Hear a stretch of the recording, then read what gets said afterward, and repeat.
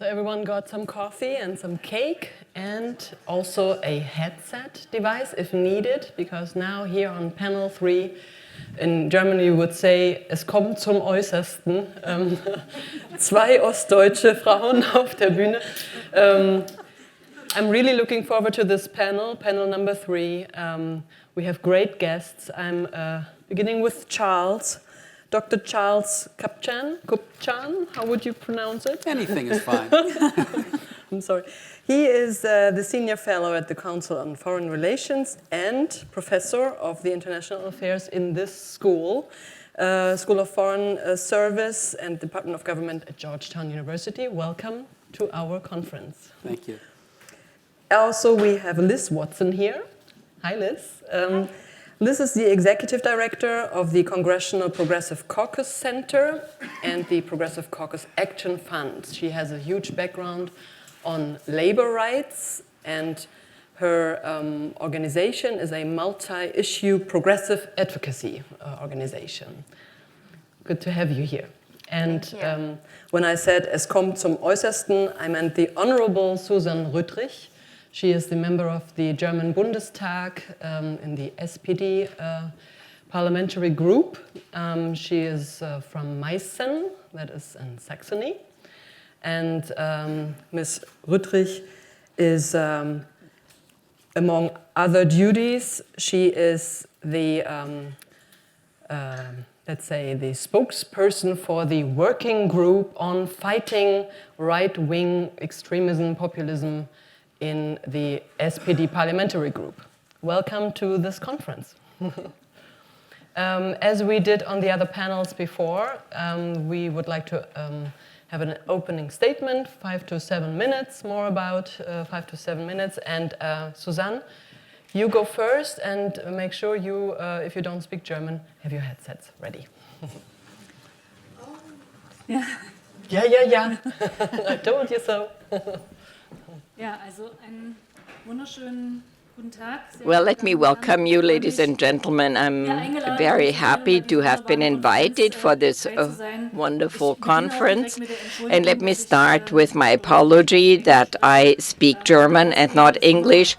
My excuse is always that the first foreign language I learned was Russian in school. In the meantime, of course, I could have studied English, but I didn't have time. So you all are able to listen to me via translation. Nevertheless, I was invited here as an East German and a social democratic politician to tell you something that has been mentioned often, that democracy is under pressure. There are specific reasons for it, but also some general reasons. And as I said, I'm from Saxony, the state in German. It's on the right bottom. We have been called the dark part of Germany, and something is true. Begida, if you heard about this development, had its origin in Dresden. The organizers are my neighbors, and they still go every Monday and go through Dresden and protest. Then Chemnitz, of course, was in the media last year, which is 80 kilometers from my home. And if I remember the situation last year, we had not only about 800 Nazis of all various shades of conviction on the road, and the police would have been able to handle them if that would have been a sufficient number of them there. But we had 8,000 people standing around, the father with a little kid on his shoulders, girls, older ladies, and one of the ladies yelled at us, finally get it. 30 years, we upset the government. We want to get the government upset. We are going to show the Hitler salute. We are going to get rid of this government. This, of course, is something that threatens the Democrats. This is not something that we look at.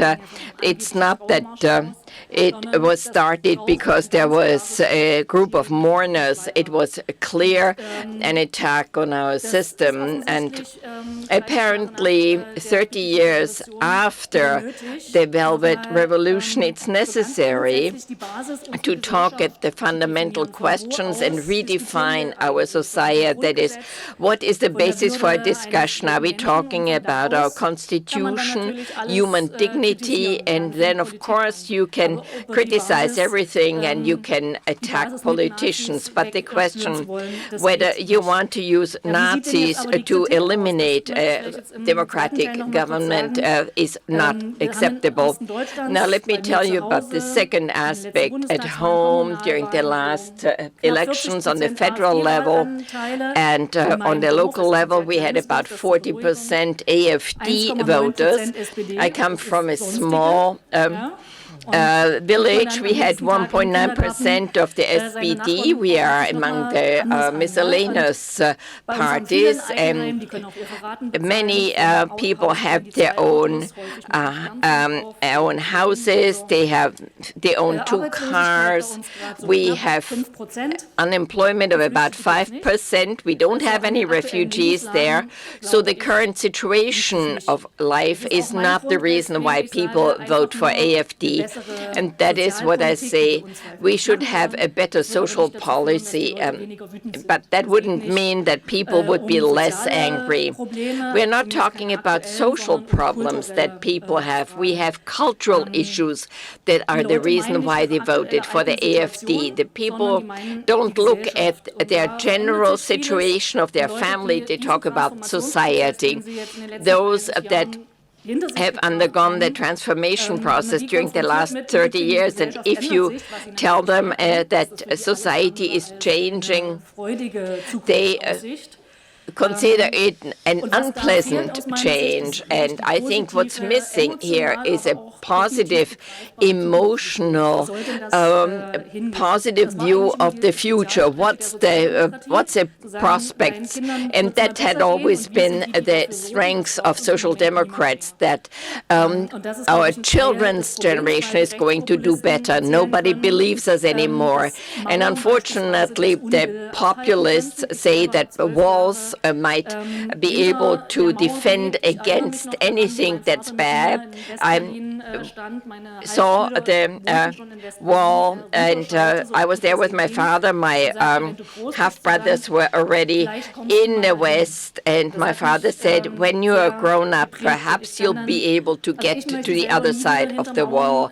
This is something which was deeply ingrained in me, and I do not wish to live behind a wall, because a wall always has 2 sides, and I do not want to live on the wrong side of the wall. The question is, well, why so many of my compatriots wishing that there would be this fence around them again, so to speak, and it's something that was raised earlier.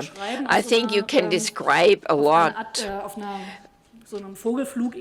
If you go and look at 30,000 feet from something and look at the development and the evolution in the last years, but the way you experience it emotionally is something totally different. That is, you don't feel that something is really positive and new. That is, we're facing completely different situations. Our parents, our teachers weren't able to tell us what would happen. Our industries completely collapsed. Life had occurred in those, on the work sites for most people. We didn't know how the health system would continue, how the school system would happen, how the language would be. We had to learn new terms because we didn't want to show or document by the way we spoke German that we were Aussies. So there are some emotions that you had, whether it was good or bad. It was an existential threat to us that nothing is secure any longer. And that is something that has made everybody feel uncertain. And I think in the US you rely more on the stability of the system, but in Germany we were faced with a totally different situation.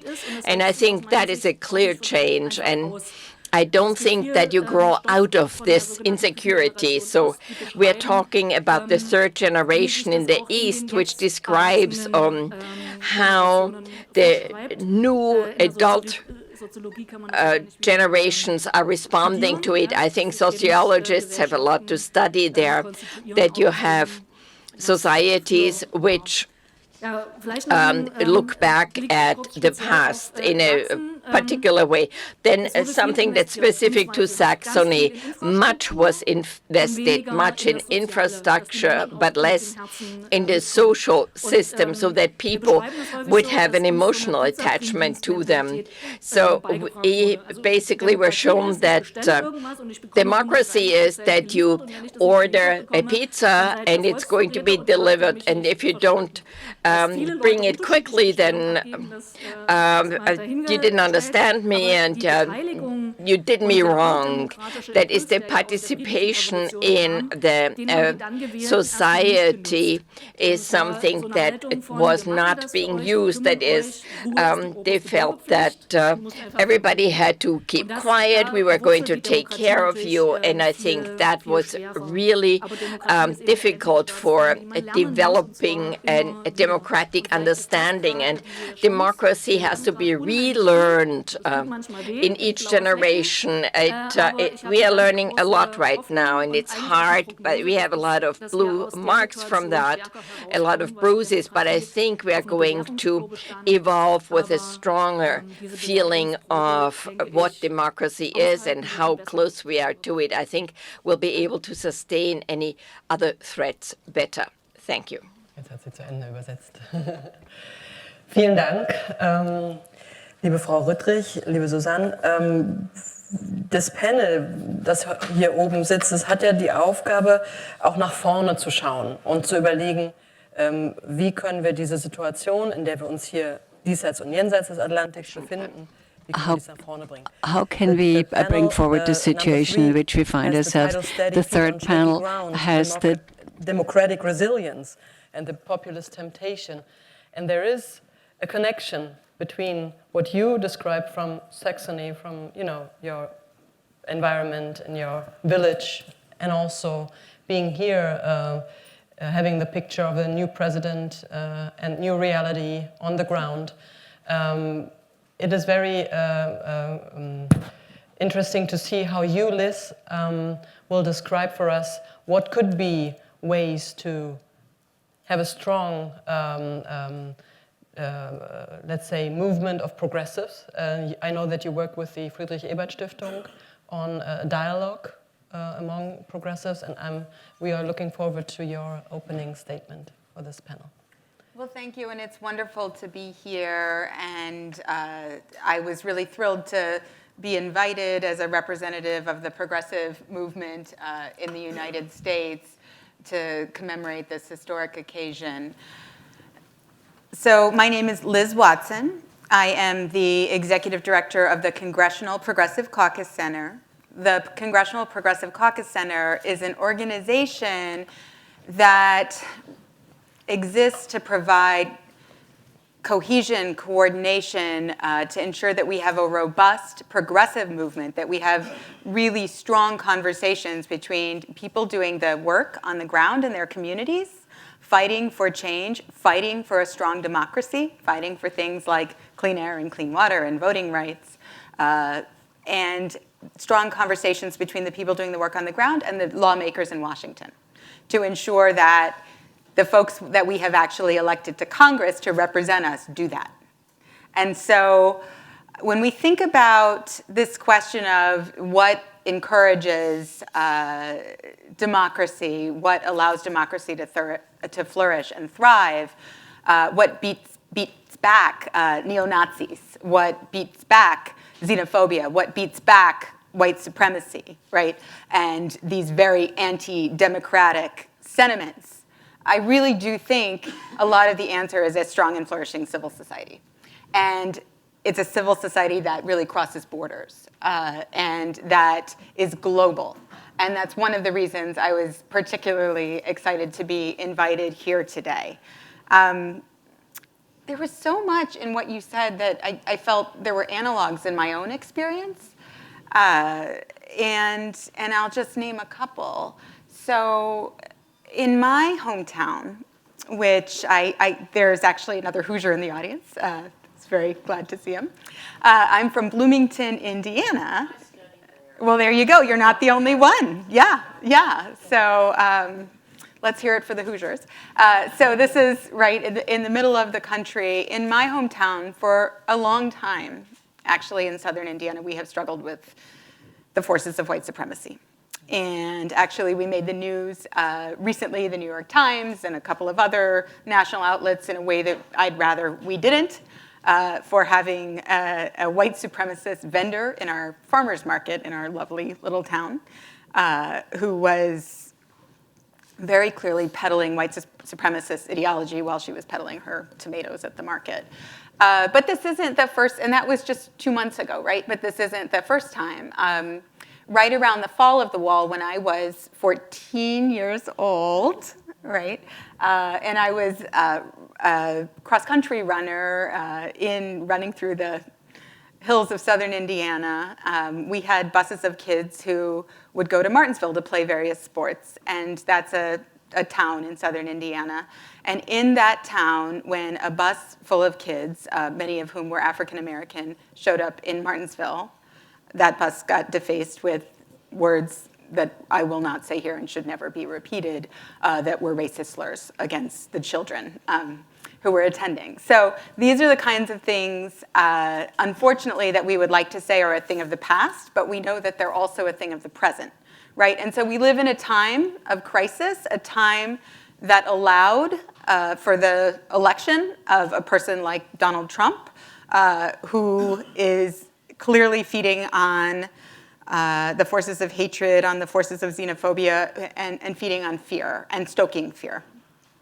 We live in a time that allowed that, but we also live in a time in which grassroots forces and the forces of people who want to come together to make their lives better are flourishing. And so we have to sort of hold those two competing things in our heads, and be very grateful that we have so many people who have decided to come together in collective action, in organizations, to knock on doors, to make phone calls, to be a part of organizations that are really fighting for a strong and open and free society. So I know this in part because in 2018, or in 2016, I should say, I was very devastated by the election of Donald Trump, and I was one of the hundreds of women across the country who ran for Congress. I ran in my hometown, which was a very, very uphill battle in a very red place, but a very important thing to do, because the truth is, here in the United States, we have a very divided country. And if we are going to continue to stand up for freedom and democracy, it's really important that we contest and that we do that in every single place in this country, and that we movement build. And I had the opportunity to see an incredible flourishing, even within this very challenging place, of pro-democracy ideas and organizations such as Indivisible, such as Move On, such as Democracy for America, and so many more. And so what we see right now is actually a resurgence in the United States of a strong and thriving progressive movement. And what's exciting, and we'll get into this, is it's a progressive movement that is really, I think, taking more seriously our obligations and our relationships and our solidarity with other nations than has happened in a long time. I think we see that in the presidential election. I think we see that in the way that the candidates are talking about foreign policy more than I've seen in any election in recent years. And all of that is really, really exciting. So those are some of the things that really inspired me to come back to Washington and to be a part of the fight to ensure that we have a progressive movement and a civil society that is actually strong enough to withstand what I think is really a stress test, the most intense stress test you could possibly imagine on American democracy, which is the Trump administration. And the Trump administration in particular, I think we could talk about its threats and retrenchment in terms of being unwilling to take a position or to have a global dialogue and to really understand our position as the United States. Being a global leader does not mean engaging in military actions around the globe. It means working with our partners across the world to think about what it looks like to have peace and security. And so those are things that we're very excited about, and I think that we will be able to work on because we have such a strong and thriving progressive movement, despite some of the forces and headwinds against us. Thank you so much, Liz. So you see, Indiana and Saxony are not that far from each other. Charles, what are your thoughts on our topic, the steady feet on shaky ground? Thanks. Since we're here ostensibly to mark the anniversary of the fall of the Berlin Wall, I'll start there and then segue to today. Because I think that, at least for me, and I'm guessing for most of the people in this room, the fall of the wall will be the high point of our lives when it comes to an uplifting moment that demonstrated the power and the durability of human dignity, of freedom, of liberty, of the ability of people and people power to overcome repression. I am old enough to have gone to college and graduate school while the wall still existed. The world for me as an international relations scholar was a divided world. And then all of a sudden, poof, it was gone. And I had actually had a little taste of that when I was a grad student living in the United Kingdom. And during one of my breaks, I went to Poland. This was just after the imposition of martial law. And I had traveled in the Soviet Union before, visited dissidents and refuseniks, hidden from the KGB here. And then I got to Poland, I expected the same. And the first person I met was Adam Michnik. Some of you may know that name, a very prominent intellectual and member of Solidarity. And he told me that he wanted to meet me in the lobby of what is today the Sofitel. I can't remember what it was back then. And I was like, what? You want to meet me in the lobby of the most prominent hotel? He said, yes. And I went there, and he was waving to the security guards that were monitoring us. And he taught me a term that's always stuck with me, and that is, he said, I am living in internal exile. Meaning, I live on Polish territory, but I have left the Polish state. And so that's the first flavor I got of a human being, the spirit that led to the fall of the wall. And as I say, I'm not sure that we'll live through another moment that is that uplifting. Now, to fast forward to today, I'm not sure that we will ever live through a moment that is as depressing and discouraging as this one. And that's because everything that the fall of the Berlin Wall told us about the human spirit is to some extent being undermined today. I look around at the world I grew up in, and I don't recognize it. I grew up, another Midwesterner, I grew up in Wisconsin. My grandparents had the good sense to leave Ukraine in 1921 because Cossacks were riding around trying to cut their heads off. And then they moved to Ellis Island, the Bronx, they sold pickles, blah, blah, blah, blah. And I was born in Madison, Wisconsin. I don't know how many of you have been to Wisconsin, but it's a nice place. Yeah, badgers, right? I mean, what do you do in Wisconsin? You walk down to Lake Mendota to fish for dinner. On the way home, you pick berries. On Saturday, you go to Camp Randall and root for the Badgers. On Sunday, you go crazy over the Packers. I mean, that's what my life was like. And I knew, because my parents told me, that all the other Kupchans who didn't leave Ukraine perished in the Holocaust. So I was like, well, you know what? I'm a pretty lucky guy. I've grown up in Wisconsin. I live in a country where it's safe to be Jewish, where I have the opportunities to do whatever I want to do the same as everyone else. I don't feel that way anymore. This university, a building just here, when students came back from Rosh Hashanah services recently, swastikas had been painted in the elevators. I have a bunch of little kids, one of whom is 4. I take her to pre-K at a synagogue. What's the first thing we see when we walk up the sidewalk? An armed guard wearing a flak jacket. People are walking into Walmarts and shooting anyone who looks Hispanic.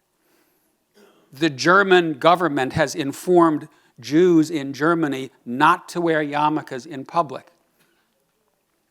The most popular politician in Italy, who fortunately is not in the government right now, runs on a program calling for, quote unquote, the mass cleansing of immigrants from the country. Some of you may have seen in today's New York Times a story about a Holocaust survivor in Italy who now has an armed guard because she proposed a parliamentary commission against hatred and racism. She has an armed guard. So this is a very scary moment. What's going on here? Why have we gone from the uplifting moment of 1989 to the Trumps, Erdogans, Kaczynskis, Salvinis, Orbans of 2019? I think we sort of know why.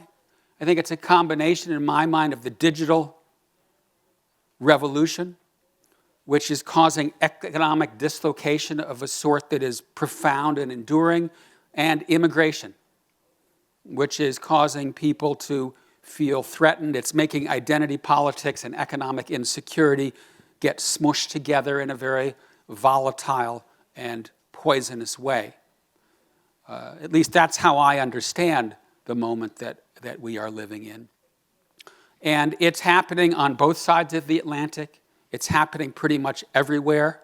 And that's partly why it's so scary. If it were just Donald Trump, or if it were just Boris Johnson, I would say, you know what? Accidents happen.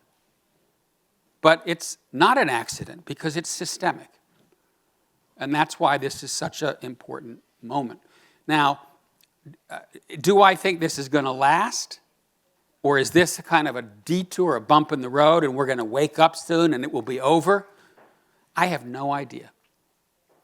I think you could argue either side of the ledger. Some things are happening that are very positive. The elections earlier this week, yeah, there are reasons to be optimistic. The Democrats took back the House in midterms last year. Salvini is no longer in power.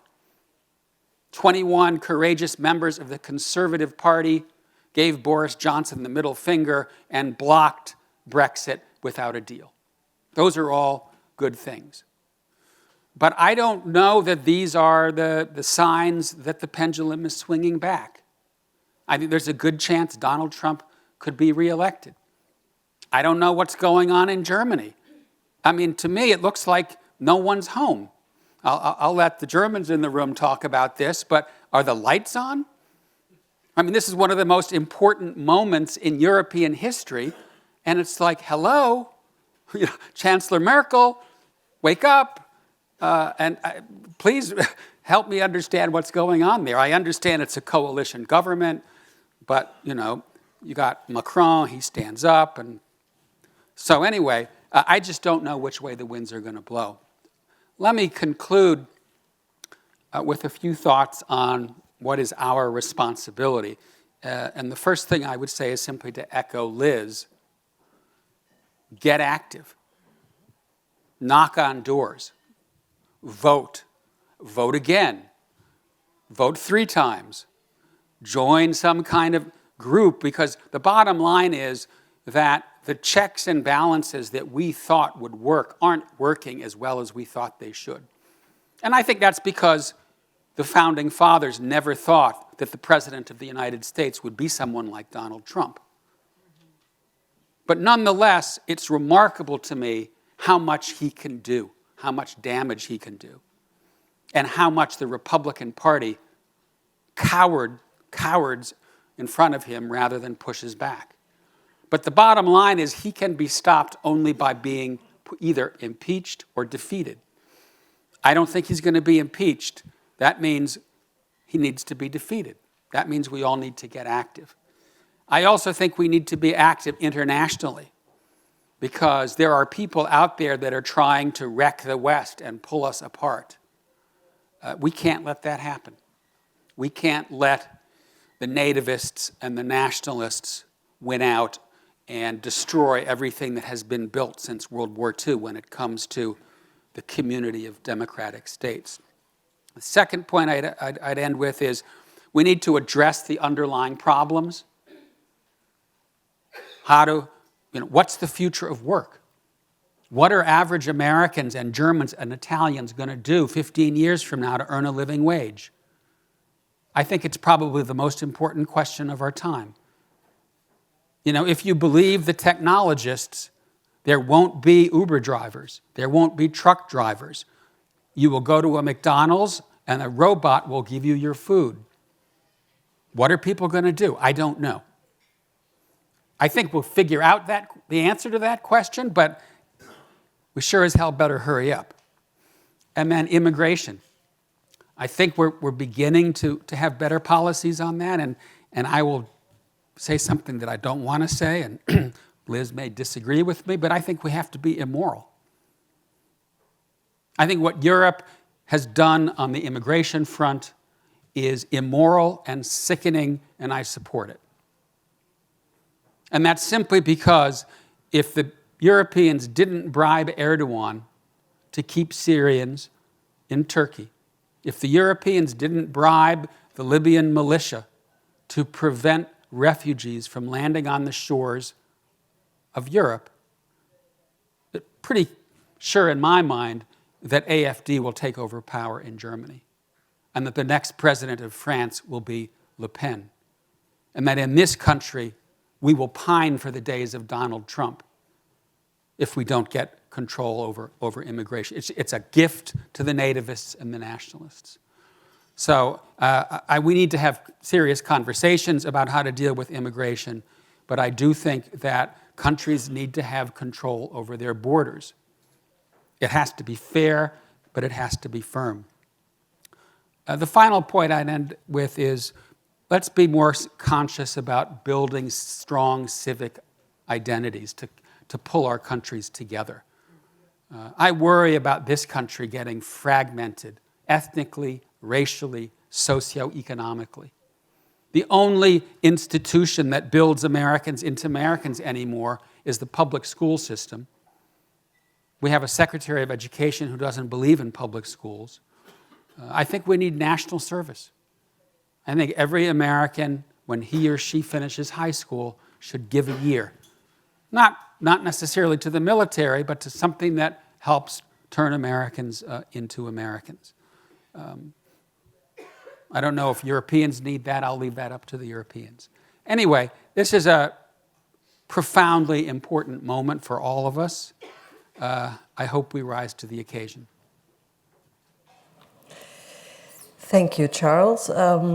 I wasn't sure whether you would promote the strategy of the inner exile to us. I'm glad and grateful that you did not. Liz, you told us about the grassroots organization and the importance of bringing lawmakers and grassroots activists together. We would like to, in this panel, we would like to look ahead, not only to dig deeper what are the reasons for all these populist nationalist movements, but what could we do to bring together Democrats, to develop instruments. You described that you had meetings with people who were concerned about housing, about all the other issues. How would you describe the methods you would promote, also in Saxony as well, when you are surrounded in a society that is so divided, as you said? How do you bring these serious issues to, lawmakers that seem far away from the people? That's a great question, and I think, having strong relationships between civil society institutions and our government and holding our government accountable doesn't just happen. It happens because we really work for it and because we're organized and because we develop the infrastructure both here in the United States, but also internationally for that kind of global solidarity. So I think it's a terrific question. I will just mention that what we have in common is half of my family is from Wisconsin, and my Jewish grandfather from Wisconsin brought ships on the shore in World War II at D-Day, and my relatives who did not leave and did not get out perished. So when I think about the neo-Nazism in my hometown, that is, and now in the Maryland school where I have my child who is about to have his bar mitzvah, it is very personal. And what we all need to do in this moment of crisis, and it is really to double down and redouble our efforts and to dig much deeper than we ever have, right, to organize, to make this, to somehow reverse this terrible trend, which did not start with Donald Trump and was years in the making.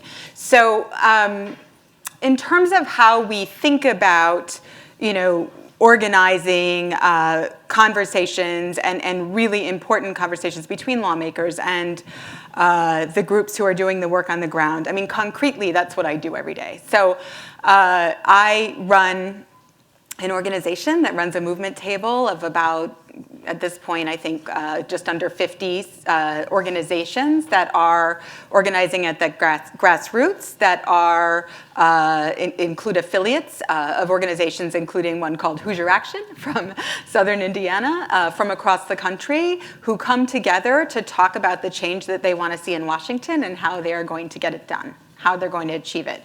Whether it's getting behind the Yemen War Powers Resolution, which was a resolution condemning endless war in Yemen that Ro Khanna led, that successfully passed through the House, or whether it's something like passing the minimum wage, which is not nearly enough, but was the first time that this House ever passed a $15 minimum wage. It's because organizers came together, organized around our movement table, and fought for it. And then we very often are in direct conversation with lawmakers, such as 2 weeks ago, we brought together 80 grassroots activists from across the nation and international dignitaries in partnership with the Friedrich Ebert Foundation, to come together in Washington and meet with 25 members of Congress to talk about their vision for the world they want to see. These kinds of things are important to do, and I am very interested in thinking about the infrastructure that we have here in the United States. Certainly, how do we strengthen it? But then there's also a question, what are the existing pieces of infrastructure worldwide for progressives to get together and have conversations about global solidarity that we could be a part of. And we're excited that we're attending for the first time the Progressive Alliance, for example, in Sweden at the end of next week. And Knut was very pivotal in that. The last thing I want to add to your point about one of our most important things that we really need to be addressing right now, and as a workers' rights and labor rights attorney, I will agree with you, is this question of what do we do about economic inequality, right? And global economic inequality. What are the conditions that allow xenophobia, anti-immigrant sentiment, et cetera, to flourish, right? Conditions of chronic and long-term economic despair, We have seen that in this country. We have, we used to have this idea that as productivity rose, right, that wages rose together with productivity when we had strong labor unions. I know you still have strong labor unions in Germany. We don't anymore. Maybe you'll correct me on that. So we had a high point of union density in the United States of around a third, which I think was in 1979. Now, at this point, I think we have union density in the private sector at about 6%. And we have absolutely rampant inequality. We have extreme poverty. It's an issue that no one talks about. And I think it's because of, I think the first, in my political science class, 101, the first one I ever took, I think the first book I read was Why Poor People Don't Vote, if anybody's ever read that book. And that is why we don't have a real poverty agenda in this country. So these are things that we have to address if we are going to do something about addressing xenophobia and the kinds of fear that have allowed for, in the middle of Indiana, me to knock on a door of a guy who didn't have health care and didn't have a job, and hear that his biggest concern was that immigrants were going to overrun southern Indiana, right?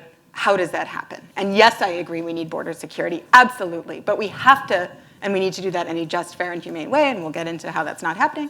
But we absolutely have to do something about the way that economic inequality is driving us toward these forces of xenophobia, because that has everything to do with how we have global peace and prosperity. And we need to connect those ideas of domestic policy and foreign policy together to be successful at turning things around. May I ask one more question? You were describing earlier on that after 2016, you yourself decided to get involved. Now in 2019, and you were giving us an idea what your everyday's work looks like these meetings with the grassroots organizations and stuff like that. How do you cope with the everyday's frustration when you look at what is going on in Washington? Is there, where do you get your power, your energy from to promote dialogue, to promote, taking the lawmakers accountable? Right. Well, I do take a lot of inspiration from, yes, the progressive lawmakers who have gotten elected to office. And we now have, in the United States, the most diverse House of Representatives that we've ever had. We have nearly 100 members of the Congressional Progressive Caucus. That is a really meaningful number. We have folks like Ro Khanna, who I mentioned, but like Pramila Jayapal, and many others who are really standing up on foreign policy issues, and certainly for the things that would make such a difference in the United States, like bringing down healthcare costs, which is very much a part of increasing families' economic security, raising wages, figuring out what we are going to do about the future of work. We have lawmakers who are leading on that, but then we also have incredible groups doing work on the ground, and I get so much inspiration from them. So I'm an activist in addition to my day job, because everyone should be an activist in this era that we live in. So if you're not, please get active and see what you can do. And I was in El Paso recently, and I was there because I find what is happening at our border heart-wrenching, in particular the treatment of children at our border, the policy that the administration put into place around Remain in Mexico, which has basically made applying for asylum in this country a crime, right? And what I'm saying is it is basically almost impossible for many people to apply for asylum the way that the laws are being implemented right now. We know that children in this little town just outside of El Paso were held in basically cages. They were fed from 3 microwaves for hundreds of children, where they were microwaving, I don't know, instant burritos or whatever they had there, right? With no real facilities to support the detention of these children, and separated from their parents. Now, the administration has backed off some of those policies under intense pressure from activists. But what we have seen is that this is, when we talk about walls, I've been thinking a lot about this because when I went down to El Paso, you look at border fencing right there on the border that separates the cities of El Paso and Ciudad Juarez. And these are sister cities, kind of like Minneapolis, St. Paul. That's how I think about it as a Midwesterner. And they really operate and function as one place. But they can't function as one place because, there are businesses that rely on being able to get back and forth every day. I stood and looked at a school where school children who have one parent who is from the United States and one parent who's from Mexico who live in Ciudad Juarez come over to go to school every day. And they are held up at the checkpoints and they get to school 2-3 hours late because these little kids are being interrogated under the Trump administration, and I don't blame the Customs and Border Patrol. They are taking orders for how they should treat these little kids, right? And that's what we have going on right now at our borders. What gives me hope are the groups that are actually working down in El Paso, and the fact that we've had dozens and dozens of lawmakers from the Progressive Caucus get down there to actually see the situation and to call for it to stop. And groups like the Border Network for Human Rights, who received our Grassroots Champion Award 2 weeks ago, who has been doing this organizing for 20 years along the border to just bring some accountability to these human rights abuses, because actually this has been going on for a long time. And it's an organization of 1,000 families who are affected, right, who live either in Ciudad Juarez or in El Paso, and who are directly affected. And it's organizations like that, and we need many, many more of them, that give me hope that we can turn things around. And then it's the lawmakers who are actually listening to them and trying to carry out change in Washington that reflects what people actually want and need. But how we actually have the kind of robust civil society institutions that are up to the challenge, it requires all of us getting involved, but it also requires a lot of investment. And that's something that we see corporations, right, that have these fat, CEO salaries, et cetera. But many of these organizations, they exist on shoestrings, and I watch that, and it's criminal. And that is a problem that we have, and that really undermines their ability to be powerful, and something that we have to think about. And these are real infrastructure questions, because it doesn't just happen on its own. That brings me to Susann Rüthrich again. In English there's this word narrative, die Erzählung. Brauchen wir eine andere Erzählung vielleicht über diejenigen, die es auch gibt in Sachsen, diejenigen, die zum Beispiel die Initiative Wir sind der Osten, Aufbruch Ost, es gab auch Liz hat sie vorhin genannt, auch in Amerika solche Gruppen, die existieren, die tagtäglich dafür einstehen, was Demokratie bedeutet. Und was wir hören aus Sachsen, ich bin Journalistin, ich kriege das jeden Tag mit in der Redaktionskonferenz. So I get this every day when we have our conference, the prejudices about East Germany, also in West Germany. My question is to you, Ms. Rüthrich, this narrative to give a voice to those that are here, is that a problem where you say that that's the fault of the media, they're not giving them a podium, a stage? You think that so you have the Twitter hashtag the other East, whether that is something that one could take that as a lesson, as someone who is living in East Germany, in Halle, in Dresden, or in Leipzig, do we have to change this narrative? Well, there are many different aspects, and I think that the Western German identity never needs an explanation. West German is a German. So when it's in someone from East German, who are you really? West Germans always feel as German when you're in West Germany, and there are many, particularly young women, and they're really mobile. They went to West Germany immediately after the war. There were lots of young women who migrated to West, and so there were, so to speak, reparations, and prior to the fall of the Mao, after, and they were always the most mobile people would migrate, they would move, and they assimilated, they became integrated. Now I think that's a similar situation.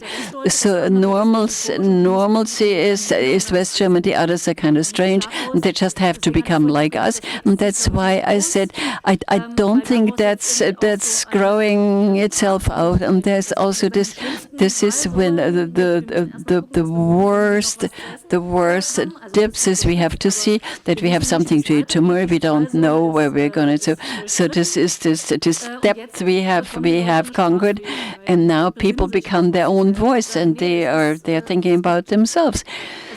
So we are not the stupid ones because we stayed, but we do have plans for the future. Hey, we want to stay here, and we're doing good things, and we do have technology clusters. We have industry. It's not as though there isn't something of value here. And I think this is the viewpoint or the view in Eastern Germany that the youngest generation is seeing is differently, and so the other issue I'm paying attention to. So we have in the NSU investigative, what the murders, how they were termed. So we think that everybody should have understood that when one is looking a little more closely and to look at the situation, there were 1,000 attacks on refugee homes, and these are the asylum critics. No, I'm sorry, these are terrorism. That's pure terrorism, and this spreads terror and fright, and especially the victims of the NSU deals whom we visited in Cologne. The older Turkish gentleman said, "We know that what you mean us. We feel threatened, and that doesn't apply to you. You are not threatened, but we are under threat. They mean us." And so that's really the question: how when you open your daily newspaper and when you look at your television, and there are the critics of asylum and the friends of the asylum. I wouldn't say that a juxtaposition. That's like what we had in the 90s in the youth clubs when we had letters. There were rival youth competition. They attacked each other, and it was being made relative, and we can talk about right and left extremists, but then there's also the left extremists, and so there's 190 people who lost their lives since 1990, and they were killed by Nazis. And there is a real difference. You can't always sort of equalize that, and I think that's a problem in the political landscape. There's a problem in the society, and that's also a problem in the media. How this is depicted. And a third aspect. We talked about Pegida, and we talked of the people from the AfD. Well, we do have them in Saxon, but every town that we have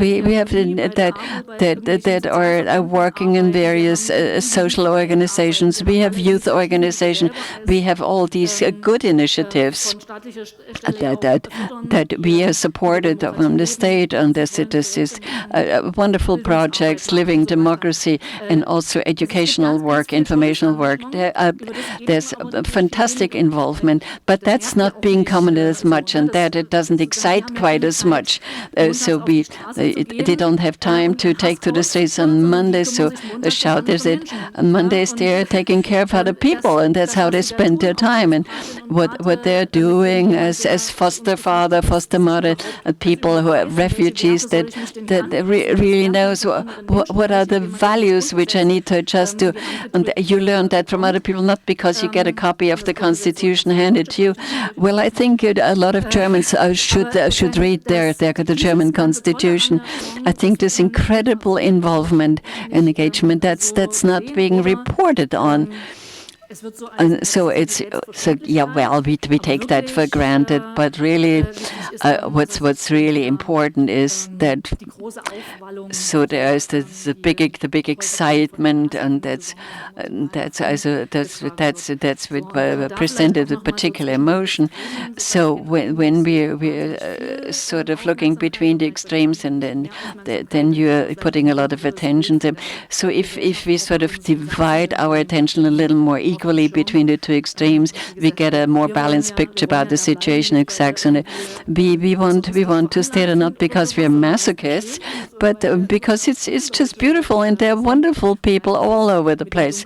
And so with the dark Germany, that really hurts. That actually really hurts.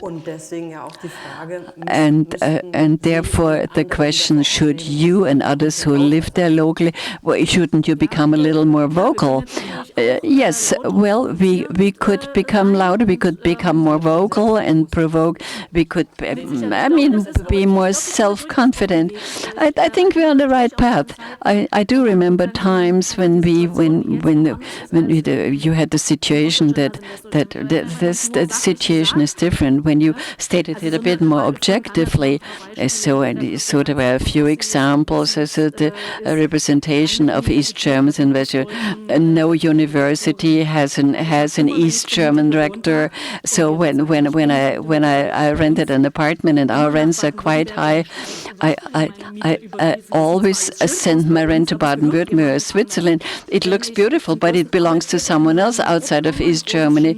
And so there were 3,000 people in a big chemical company. And when we talk about the business management, so the entire leadership comes from Western Germany. They fly them in, and that's really alienating. And the fact alone that this was, to my memory, until about 5 or 10 years, so the poor East Germans, we've done so much, and you keep complaining. And now you have a situation where you really can notice that you can, these people in the FDP and in the German parliament, they are shouting men, and plus 3 women. Actually, they're very loud, they're very vocal. You notice they don't want to play according to the rules of the game. They're not interested in factual content. I think that the West German society is recognizing that the problem is a little deeper. Meanwhile, we are in a situation where we really can debate and we can discuss, and that we have an open dialogue. And I think that's many smart West Germans and smart East Germans that can get together around a table and have a discussion. Had earlier on the discussion about the technology and how the right-wing extremists are very successfully using the new technology, social media, and so on. Is there something that the progressives could do much better than they do now? What is your impression, Charles, when you look at the resistance movement here in the US? Are they loud enough, let's say, on the internet? Are they using state-of-the-art technologies, or is it something that the others are better on? That's a good and tough question. My impression is that they're better at it. And we know from good reporting that has appeared in at least the newspapers I've read that YouTube was very important in Brazil. We know here that Twitter and Facebook not necessarily determine the outcome of the last presidential election, but it's a big deal, and the Russians were in it. I think that, and this maybe will bring me back to the point I made about why this is a kind of a depressing moment, but I find that at this point in time, base political instincts are catching on more easily and readily than what I would call progressive political instincts. And I'm troubled by the degree to which the racism actually seems to work. You know, you look at the politicians who are thriving in a lot of these countries, and they're getting elected. And they're saying things that shock one about people of other ethnicities and other backgrounds, but it works. And I think that you know, we need to do a better job of pushing back. Liz may know more about the pros and cons of different social networks and how we can magnify our voice. It's not a subject that I'm an expert in. But it has been kind of distressing to me how this kind of narrative catches on. And I sometimes go into the right-wing sites. I mean, I encourage all of you to take a look. Just go to Breitbart, get on Twitter and read what's out there. Most of it is complete bullshit, right? Most of it is lies. I don't want to sound like Donald Trump and say it's fake news, but it is. They create facts, and they start running with them, and they just. And exactly how we recover from this, I don't know. I guess my uninformed political instinct would say, yes, we need to start regulating. We need to start passing legislation that says Facebook and Twitter and YouTube and all these other platforms need to take responsibility for what's out there. I mean, we did that with banks in response to the terrorist attacks. We said to banks, you need to know who your customers are. And they are now doing due diligence, and if they don't, they get fined by the US Treasury or other groups. I think we need to say the same kind of thing to the social media platforms. You need to fact check. You need to know if this is actually being posted by some guy sitting in Moscow in an FSB office rather than, as it says, in Liz's hometown in southern Indiana. They need to know. Would you like to add on things Charles has said about the ability to magnify your progressive, ideas and grassroots activism? Yeah, I mean, I think one thing that we're all very aware of is the segmented way in which people get their news and information, and that's, in the drinking water, that conversation that, folks turn to the outlet that reinforces their views. So people aren't looking for news that is unvarnished and presents the facts of the day. They're looking for something that reinforces a political ideology. And that is very, very hard. And then, of course, social media is just resplendent with so many different sites and opportunities to find particular platforms that reinforce, or particular sites that reinforce your ideology. I mentioned knocking on a door of a gentleman who told me that, despite not having health care and not having enough to live on, he thought his biggest problem was that immigrants were going to overrun Indiana, southern Indiana, which is, I think, related to the fact that I could hear Fox News in the background as we were at the door, right? So that is a huge problem, and I do think that we have to think long and hard about how we break through, and how we use different social media platforms to break through in an era in which people really just turn to particular outlets for news that they think reinforce their views. It's very, very difficult. There are opportunities with digital advertising to actually get out targeted messages, and that is a really interesting use of technology that you can say, I want to talk to conservatives about, I want to talk to conservative women about reproductive justice, and then you can actually target some digital ads or some content to have that conversation, and it's pretty affordable too. And it's the thing about social media is it's the great equalizer in a way, in an era in which we have just ridiculous amounts of money spent on our elections here in the United States, and people using that money becoming speech, right? It's really important that people have access to social media. It can be a great equalizer.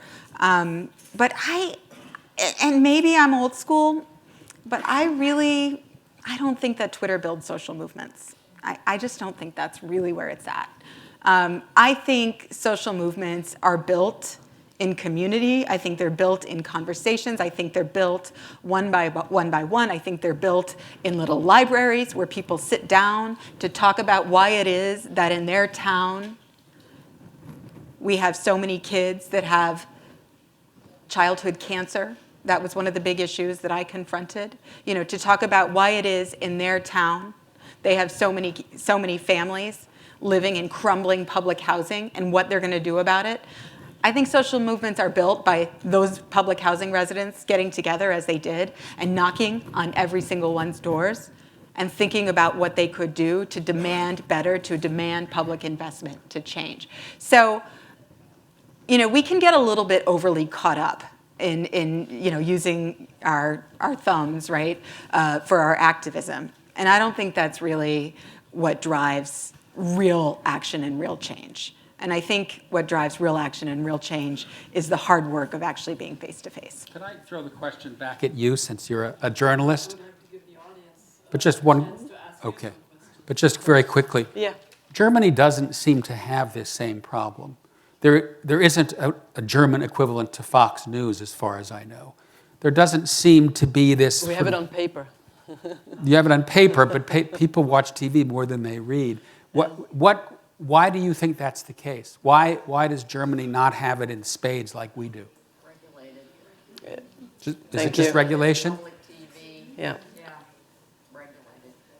And is the right-wing internet as active in Germany? But let's give because we're running out of time. I would like to have some questions to you from the audience. Who would go? Maybe you go ahead.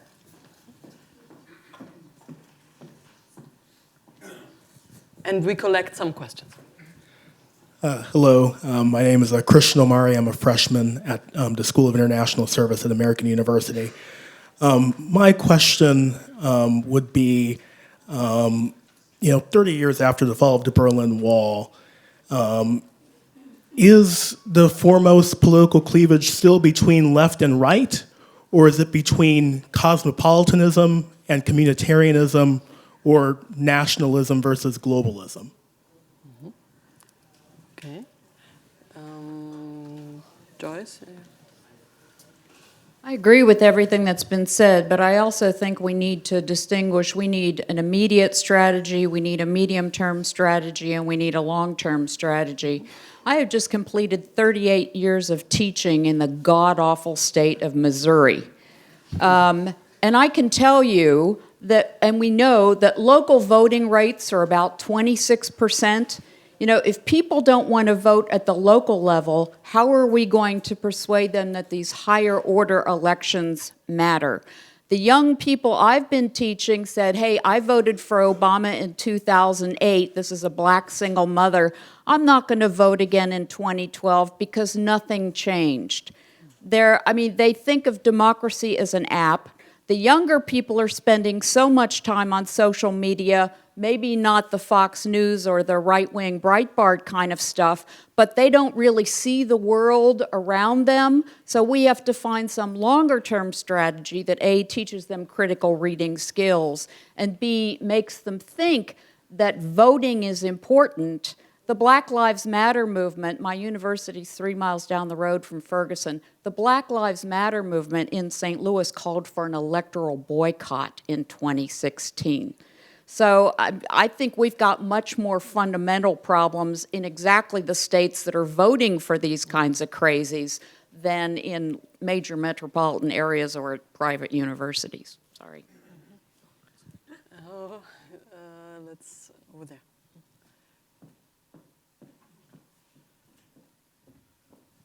Another dubious distinction of Indiana is this guy named Mike Pence. And I just wondered, because of his anti-women, extreme Christian beliefs, is religion a big part of the development of AfD and other political movements in Germany as it is in the US? Would you like to start with the last question, maybe, Susann? Religion als ein Faktor für die AfD? Kann ich mir gar nicht vorstellen. Also die Frage nach Well, the question regarding religion has some absurd characteristics, because Pegida calls itself the patriotic Europeans against the Islamization of the West.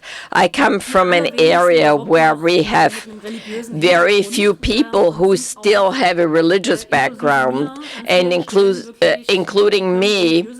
We really do no longer understand or interpret religious symbols. That is, even if you go to church, the difference between a mosque and a synagogue is something people wouldn't really know. So religion is really not important, but then they say they want to protect the Christian West, but they don't even know what it means. So they doubt that the history of Christianity has something to do with Christ having had to flee. And I must say that, for example, during the Advent period, as somebody who is not religious, or during Easter, for Easter Monday, I'm at home and I celebrate the holidays, but the Pegidisten go on the road. And I'm asking, which part of the Christian West are you protecting or defending? Why don't you go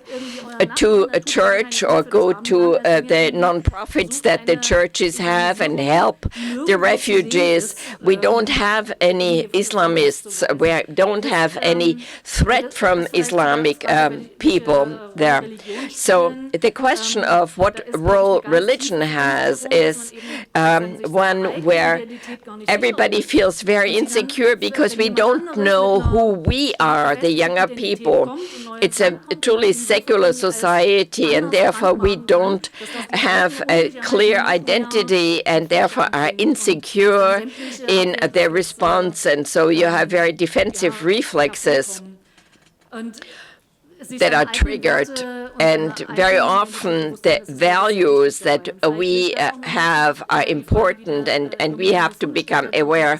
And the question that was raised was, is there a split between urban or cosmopolitan and rural areas, or people with college degrees or not? This is an issue that we dealt with for a long time, and I can tell you from my micro-sociological point of view, Dresden is a major urban area. We have some conservative and progressive people. Then living in the suburbs or in the exurbs, people like to live there because it's, you have a yard and all that, and they are very progressive. So I worked out a document. The issue is more that we have to try and approach those that share our own values and try to strengthen them, whether they're old or young, male or female. I really don't know. I can't assume that somebody who comes from a rural area is going to be a voter for the AfD. That's not true. I wouldn't really be able to approach the right person with my narrative. Being aware of your own value is something that's important, and that means with respect to migrants or immigrants, you have to stick with your own values. And I think you can say, well, in order to avoid having the AfD, we have the people drown in the Mediterranean. I think we need intelligent ways to deal with the problem. So this is a problem right now for Germany because nobody gets to Germany anymore. The problem is that refugees get to Greece or to Turkey, so the problem hasn't been solved.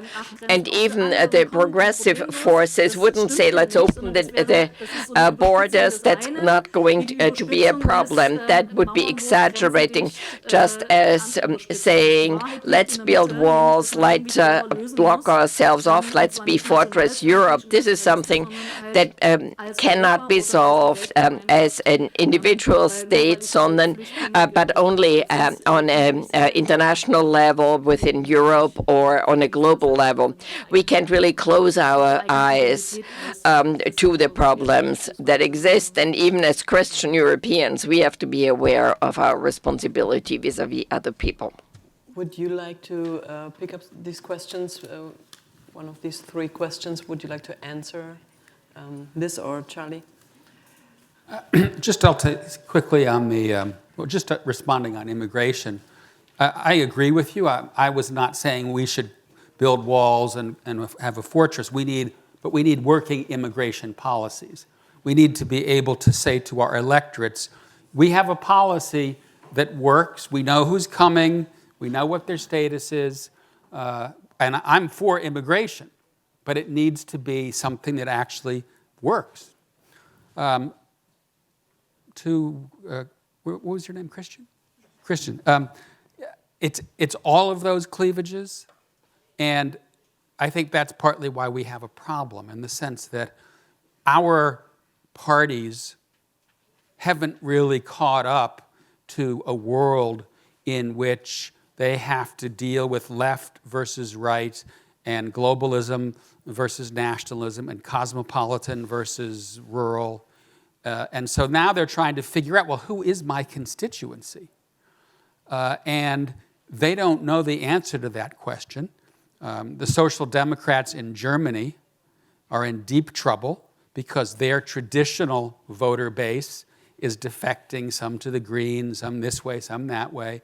The Democratic Party in this country doesn't know which way to look. I mean, look at Joe Biden versus Elizabeth Warren. Fundamentally different political programs on health care, on private sector, on everything. And that's because, in some ways we've got the party doesn't know who it's trying to appeal to. In the UK, normally working class voters vote Labour.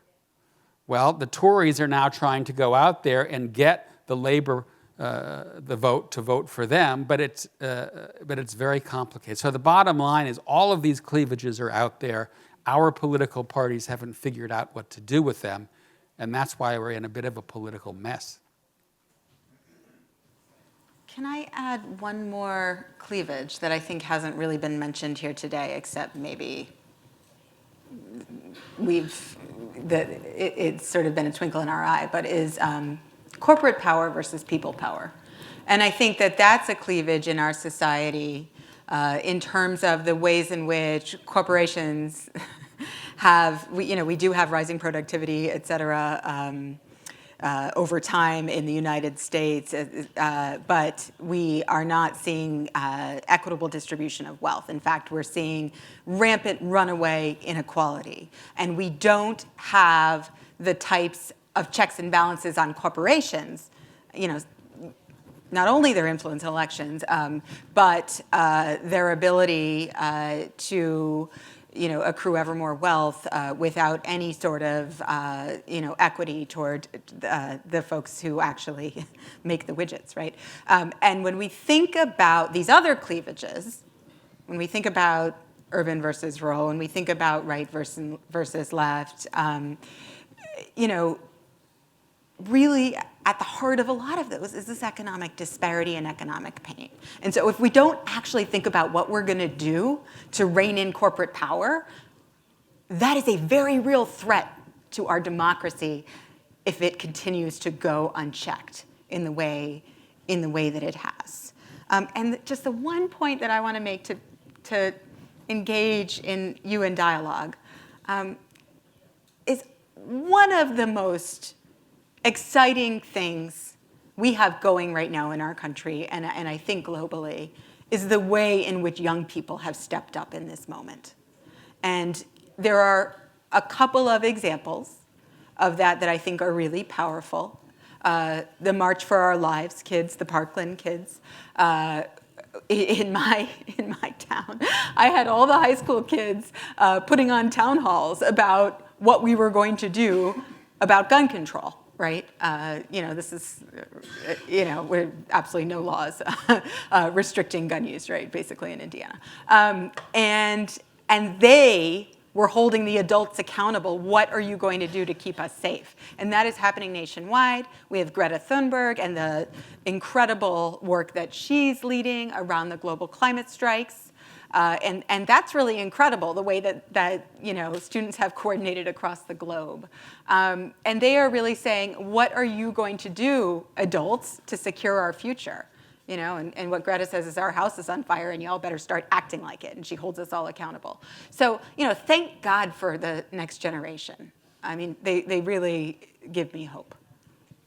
It's a great, like a summary of our mood, the way it should be. And at the end of this day, it brings us also back to the first debate here on the stage. Alexander Kwasniewski was here and was also more optimistic about the future. We talked about the younger generation standing up in Poland, in Hungary, and also here and on the other side of the Atlantic. Thank you so much for being here, for sharing your ideas, Saxony, Indiana, Wisconsin. Thanks a lot, and I would like to give the organizers of this wonderful conference now the floor. Thanks a lot. Thank you.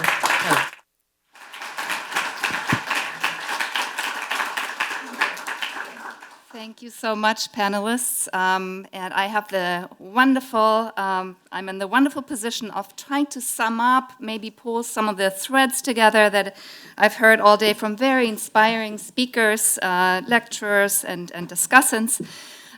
We started with a little video clip by Deutsche Welle. It was really mostly designed to make you come and take your seats. But, it was also interesting because it showed such a little bit out of step view of history, because there we see just some men who make big decisions and then world history changes. And one could maybe add to the ones that were featured there, to Gorbachev and Helmut Kohl. One could maybe add Ronald Reagan, or one could add David Hasselhoff, who was also quite important, as NPR reminded us yesterday.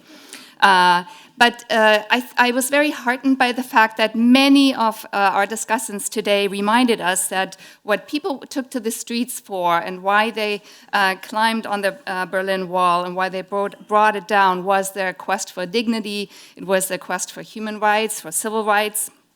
And these are things that are still very important today.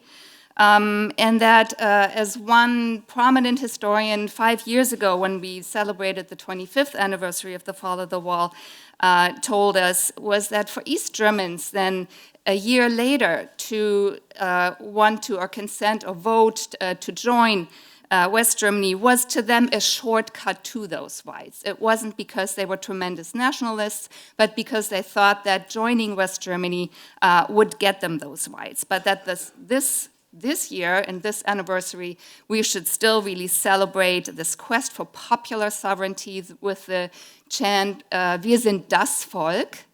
So next year we will probably have to recollect Wir sind ein Volk.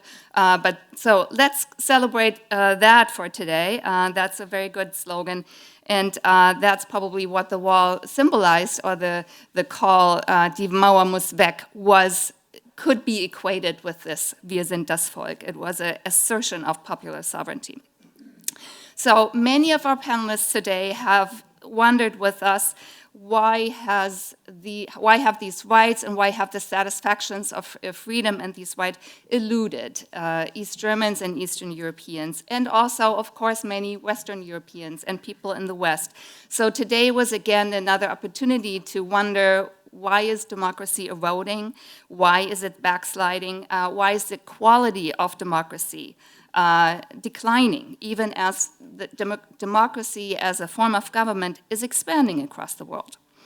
So by democracy, of course, we mean in a very, very general sense the capacity of a state to redistribute, to integrate people, to ensure a just and rules-based society, and also to regulate, of course, capitalism, which is the producer of inequality. So this is what has happened. I think it was not Hope Harrison, but one of the speakers on the first panel who reminded us that of course, the opening of the wall and then eventually the integration of Europe, that also coincided with the Washington Consensus, with neoliberal restructuring, and of course the EU became a great engine of this, of neoliberal capitalism. And so what we are looking at now, 30 years later, is tremendous inequality within societies, between societies, even in the EU. We've seen, the whole polity kind of creak and being very riven by fault lines, social fault lines, economic fault lines. There's, besides the concern with inequality, we have a concern with the distrust, declining trust in democratic institutions, concern with corruption, and then very importantly also, of course, fear of rising xenophobia and racism as a way in which populist forces have been able to mobilize people's fears and kind of channel them against people of color and immigrants. So we have to ask ourselves, how do we make democracy resilient? And I think that the panelists here in this last panel have really wrestled with that question very admirably. And I think you could see two possibilities. Like if we imagine 30 years in the future, maybe we will hopefully look back and see, we were able to make democracy resilient. We acknowledge our interdependence in this world. Nobody can run it alone. Nobody can make just one country first or every country first. We all have a duty to hospitality and to help each other. We should work on strengthening solidarity within society, but also across societies. How do we manage immigration and integration? Or how do we make democracy militant, which is another option, of course, a much darker option. Whereas the first kind of requires a very slow, very patient work of deliberative institutions, of strengthening the capacities of people to deliberate, to find a consensus, to find shared and common ground across differences. Through education, of course, here we stand at a university, through public discourse, through the press, but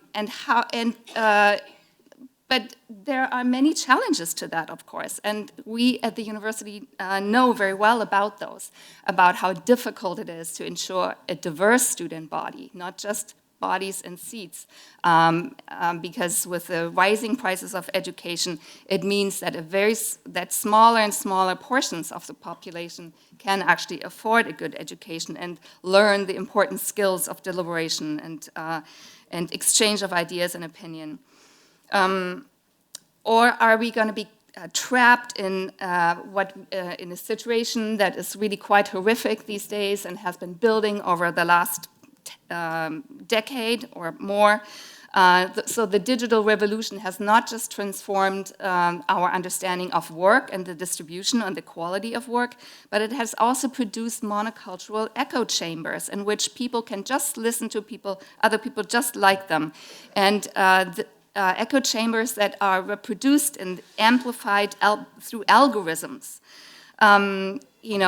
Are we holding tight to militant democracy, making us censor dissent or exclude other voices? So I think these are really great challenges and tremendous perils really that we confront. And we have to imagine that states in the future will be able to act nationally, that is at a kind of a manageable regional level, through within established borders, but also at the same time think globally and think cosmopolitan. So we see both in California and Washington where, corporations like Apple and Amazon are tremendously successful, that they have disrupted local economies to such a tremendous extent that many people have become homeless. They have really contributed to mass immiseration. In Germany, we see an auto industry that produced economic miracle and prosperity, but also blocking and hindering the exit from fossil fuels. Here we see, important examples of states that do not enough to think in terms of a global community and a global ecumene and the global common good, and in order to regulate their own national economies or their own local, or not local, they're global corporations, but headquartered in their states. So, some of our panelists, I'm not so interested in thinking about liberal democracy. I want to think about social democracies. Here we stand, co-organizing with Friedrich Ebert Stiftung. So how do we think about the future of social democracy? I think, again, it means we have to think green, we have to think global, we have to think feminist, we have to think cosmopolitan, multicultural, and pro-migrant. So all of these things, I don't think that social democracy has done enough of. I think they have to do more, and I hope they will manage to produce and support democratic resilience or a resilient democracy instead of militant democracy. Thank you so much.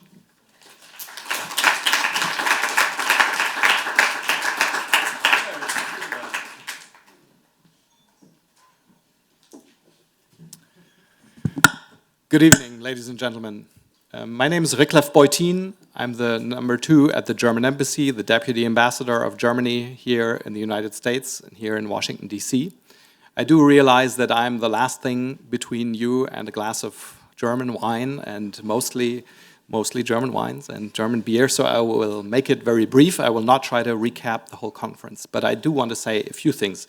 And the first thing is thank you and congratulations to the Friedrich Ebert Foundation and Knut Detlefsen and his team, and to the BMW Center, Professor Sieg, and all of Georgetown University for putting on this conference on this very day.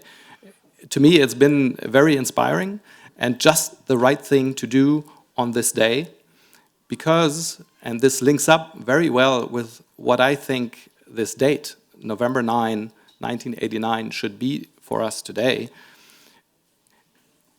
I think it should be, first of all, a point of reflection and a point of looking back and cherishing what we've accomplished since then, but also being self-critical and seeing where we may have deluded ourselves, why we may have thought that an event of history that nobody really expected at that point in time, that was in the making somehow, but nobody expected it at the time. So that was not linear. Why did we, from a non-linear event, deduct a linear development of societies and democracies around the world? Have we, in places, gone wrong and not done enough? And I think in Germany, there's a growing realization of the things we may not have done to the best of it. And I just right now want to point you to the speeches of our president and our chancellor on this very day and in the days leading up to it, that are not only jubilant. They are very much self-reflective and reflective of the process that we've gone through and all the positive things, but yes, also of the challenges that we face today. Secondly, I think this date and this day should be a day of deep gratitude to those people who rose up back then and who made this all possible, who made the fall of the wall possible in Germany, but in Eastern Europe as well before. A moment of gratitude to all the leaders that were involved in Eastern Europe, in the Soviet Union, in Germany, but of course, first and foremost, also with friends, allies, and partners, and among those, first and foremost, the United States of America. Because without the wisdom of President Bush Sr. and his Secretary of State and many others, German unity and reunification, less than a year after this day in 1990, would not have been possible. And thirdly, I do think it's a day of celebration. It's very personal. I have heard many accounts, Knut, yours, but many on this stage. I've read many accounts. I look at TV, and to me it is again and again deeply touching of what happened that day. And I remember it vividly. I was not there. I was still in school. I was on a trip. But it was unbelievable that it happened, and everybody was stunned. And not only for a moment, but for a long time, that this was possible. So tonight, I think, with all the reflection that we have, I appreciate very much that the panel, and thank you, all of you, for doing this, ended on a positive note. Because I think we should be positive, and we can be positive with all that we have accomplished. And I think, yes, the light is still on in Germany and in many places around the world. So thank you all for coming, for sharing this day with every one of us. And, well, let's go celebrate. Thank you all.